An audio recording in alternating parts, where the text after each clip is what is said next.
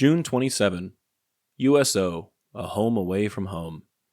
Dearest Suzie, how about a letter with a built-in commercial? I have paper, but I happened to be over at the USO and decided to use theirs.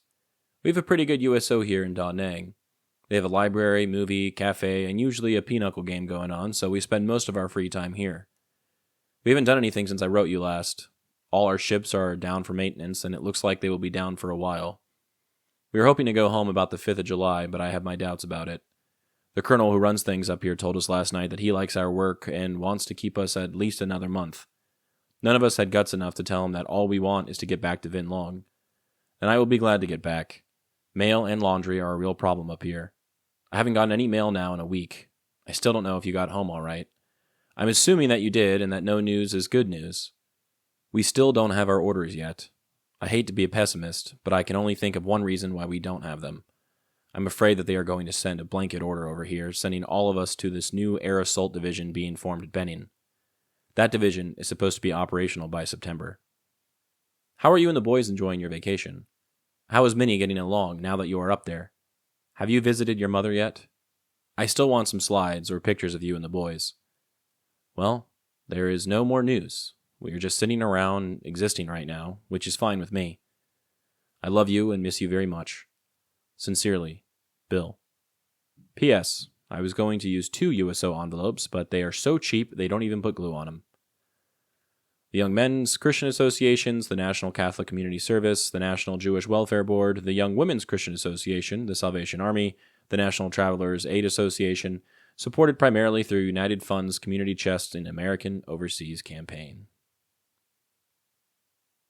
If you can't tell, today's letter was written on paper supplied by the USO, the United Service Organization, better known as the USO, has stood by U.S. service members for over 8 decades, offering moral support, entertainment, and connection across wars and eras. Born on February 4, 1941, the USO emerged when President Franklin D. Roosevelt called for a single civilian organization to unite efforts from 6 existing groups: the YMCA, the YWCA, Salvation Army, National Catholic Community Service, National Travelers Aid, and the National Jewish Welfare Board.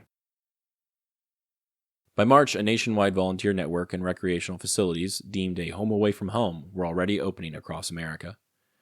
Within months of the attack on Pearl Harbor, the USO was on the move. USO canteens popped up in churches, dance halls, even railway stations and barns, wherever military personnel were stationed. These hubs offered coffee, donuts, letter-writing spaces, dance evenings, snacks, and, in time, hot meals. More importantly, they provided a sense of home, companionship, and sanity for soldiers separated from loved ones. Additionally, the USO is perhaps best known for its camp shows and live entertainment touring deep into war zones. Between October 1941 and 1947, over 400,000 performances were held across 3,000 clubs, featuring Hollywood icons from Frank Sinatra and Bob Hope to Marilyn Monroe and Judy Garland. These performances reached American troops even abroad. Bob Hope performed in Normandy just weeks after D-Day, and USO entertainers routinely went to the front lines in Europe, the Pacific, and North Africa. By war's end, the USO had served 160 million troops through nearly 300,000 performances and over 1,000 daily shows worldwide. After the war, the USO briefly disbanded in 1947, its mission deemed complete. But its legacy endured. When the Korean War erupted in 1950, the USO was swiftly reactivated. By 1953, it operated hundreds of centers and performed thousands of shows for U.S. forces and wounded soldiers in Korea and Japan. During the Vietnam War, the USO maintained a visible presence even before combat troops arrived. The first Saigon USO club opened in April 1963, serving as a gathering spot well before major escalation. By 1965, there were at least 23 clubs across Vietnam and Thailand offering hot showers, calling cards, film processing, and hospitality staffed by civilian volunteers. Mostly women, who brought a touch of normalcy amid the conflict. Stars like John Wayne, Sammy Davis Jr., Martha Raye, and Anne Margaret performed thousands of shows in-country with Bob Hope, bringing the first USO Christmas show to Vietnam in 1964, as previously discussed. Through subsequent conflicts in the Middle East, Desert Storm, Iraqi Freedom, and Enduring Freedom, the USO again adapted and expanded opening centers in Saudi Arabia, Kuwait, Qatar, Iraq, and Afghanistan. Their services included care packages, resilience programs for military families, and connectivity initiatives like free phone calls and internet access. Today, the USO operates over 200 centers in 27 U.S. states and 13 countries worldwide. It continues its essential programs, from airport lounges and USO to-go kits to spouse networking, baby showers, and the Bob Hope Legacy Reading Program. These efforts aim to support every stage of a military journey, from welcome to deployment to homecoming. While the USO is Congress-chartered, it remains a nonprofit relying heavily on volunteers, over 30,000 every year, plus private donations to sustain its mission. Its enduring credibility rests on a simple but profound promise: to strengthen the well-being of service members and their families. That promise has been kept since 1941, and through countless changes in warfare and society, remains central to its mission. What is perhaps most exciting about this letter is Popi's passing mention of the new Air Assault Division being formed at Benning. That division would soon become the 1st Cavalry Division, Airmobile, officially activated on July 1st, 1965. Formed from the 11th Air Assault Division and the 2nd Infantry Division and the existing 1st Cavalry Division stationed in Korea, this new unit represented a dramatic shift in military doctrine. By September 1965, the division deployed to Vietnam, bringing with it over 400 helicopters and a new way of fighting that would define much of the war's tactical landscape.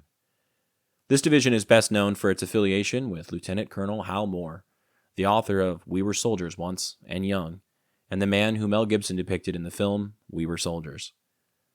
In November of 1965, Moore and the 7th Cavalry Regiment of the 1st Cav engaged in the Battle of the Ia Drang Valley. Members of the 114th were some of the people who consulted Moore and other people in leadership about their experiences with helicopters and helped develop the tactics that would later become standard practice. Had he stayed in the service, there is a chance that Popi could have been sent to advise the new division.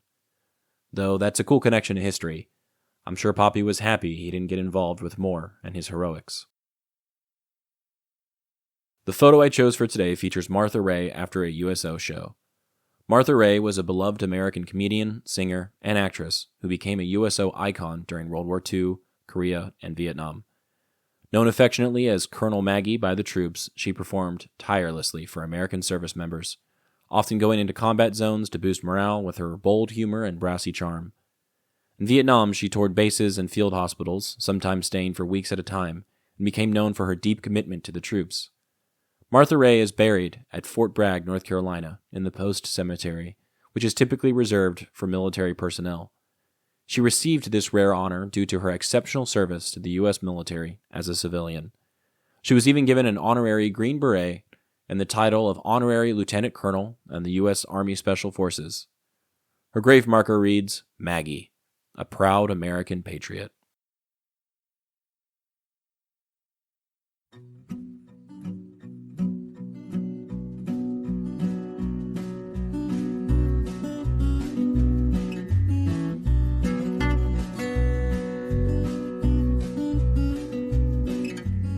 I'm Alex Lowy, and I hope you have enjoyed listening to this episode of Dearest Suzie, and receiving messages from the past that my Popi wrote exactly 60 years ago.